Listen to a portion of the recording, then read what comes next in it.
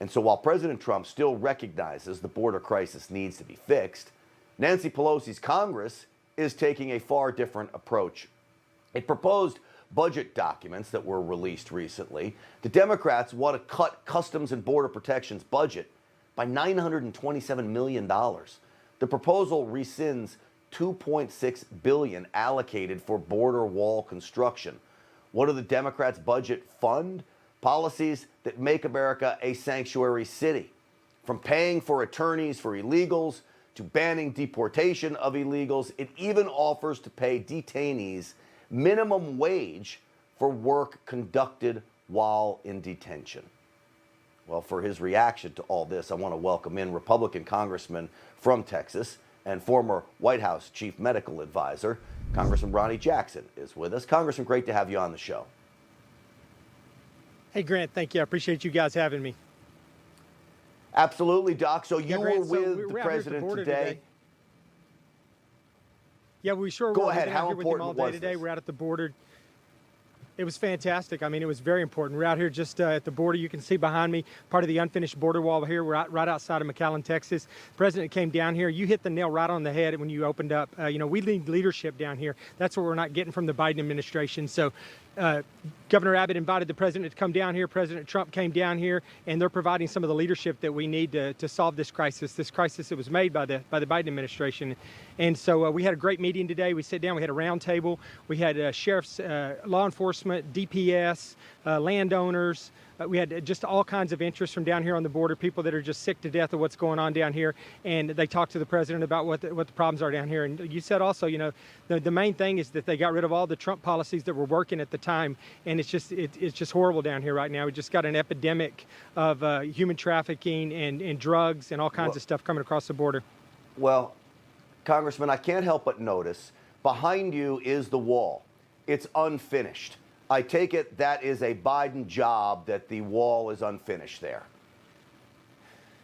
Absolutely. This wall they could have this wall done in 2 months. They could have all the pieces connected and everything done, and it would cost us less money, Grant, to finish this wall than it's going to cost us to abandon this project. But they will not do it, even though it's in the best interest of this country, and they will not do it predominantly because it's Trump's wall. And anything that has Trump's name on it or is associated with Trump, you know as well as I do that the Biden administration is going to immediately try to undo it and shut it down, regardless of what the consequences are to this country. And this border wall is a perfect example of that.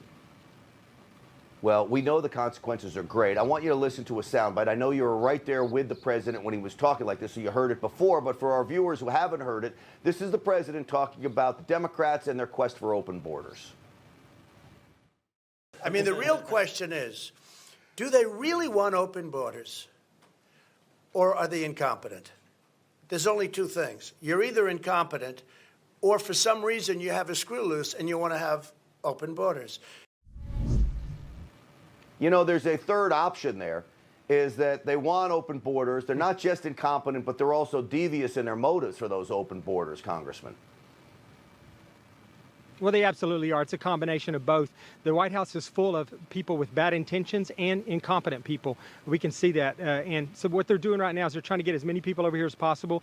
Their ultimate goal, in my mind, Grant, is to get as many people over here as they can, assuming that in the near future they're going to get all of them registered to vote and they're going to vote as Democrats. And you can look at what's happening in New York. In New York, they're pushing a process right now where they're going to try to give like $16,500 or something of that nature to every single illegal immigrant in the state of New York. And their rationale is like, well, these people they live here and they work here as well, but they weren't able to take advantage of the unemployment for during COVID.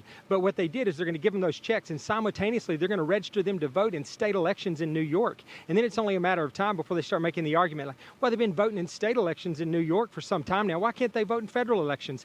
And that's really their plan. I don't even know if they're going to require that they become citizens to make an argument for them to vote. But that's where the Democrats are headed with this. Congressman, one of the budget proposals here from Nancy Pelosi and the Democrats is to cut funding to border protection. How, when we're going through a crisis like this, do they try to come up with that's a good idea?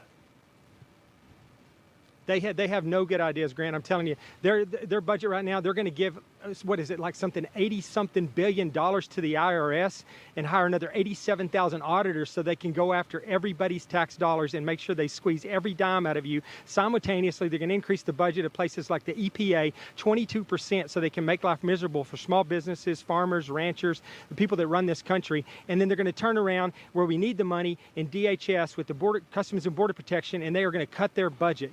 Their priorities are so screwed up. And President Trump mentioned today, he said, it's amazing because they are not a 50-50 party. 50% of the population in this country does not agree with their agenda. It may be like 5 or 10%, yet that 5 or 10% they're driving the entire agenda for the Democrats right now, and they're going to pay for it in 2022. We're going to get the House back, and there is going to be a wave. There's going to be an uprising with people pushing back against these crazy policies, and it's going to be reflected in the vote. Congressman, real quick, if you can, before I let you go, how important was it for President Trump to be there today? What was the feeling like? I imagine there had to be a morale boost for Border Patrol there. Tell me the scene there, if you can, just real quickly. Oh, man, fantastic. It's like everywhere else that President Trump goes, especially in the state of Texas. There were huge crowds out here. People were super excited to see him. It's really important because, you know, Kamala Harris went to the border, supposedly. She went up for a photo op in El Paso, 1,000 miles from where there's any problem, not down here in the Rio Grande Valley where the problem exists. And just for a photo op, President Trump came down here, and he did what the Biden administration, what President Biden and what VP Harris should have been doing, down here looking at the actual problem and thanking those hardworking law enforcement officers and everybody else that's down here on the border trying to deal with the mess they created. So President Trump thanked the Customs and Border Protection, the Border Patrol, ICE, the National Guard, the Texas Department of Public Safety, all of these people that are down here trying their best to salvage, the disaster that is this border and basically take care of our country. And so it was very, very important that he come down. I was really proud I could be here with him. Well, I'm so grateful, Congressman Ronny Jackson, that you could be there and bring us up to speed on all of it. And probably nobody knows this president better than you, after all, being his personal doctor for so many years. Congressman Ronny Jackson, great to see you. Thank you. Yes, sir. And by the way, Grant, he looks awesome. That's great to hear. And that coming from the doc, too, right? So you can take those words to the bank. Right. I love it. When I got to meet the president a few weeks ago, he was looking absolutely fabulous too. I think he's energized, and I think he's ready for 2022, and I think he's ready for 2024. All right, you can tell on your screen he looks great. Hey, I'm Rob Finnerty. Thanks for watching. If you enjoyed this video, please join the conversation in the comments below. Don't forget to subscribe too. Hit the bell icon to be alerted to breaking news. And remember, there's a whole lot more on Newsmax TV, America's fastest growing cable news network. Newsmax TV, where real news for real people.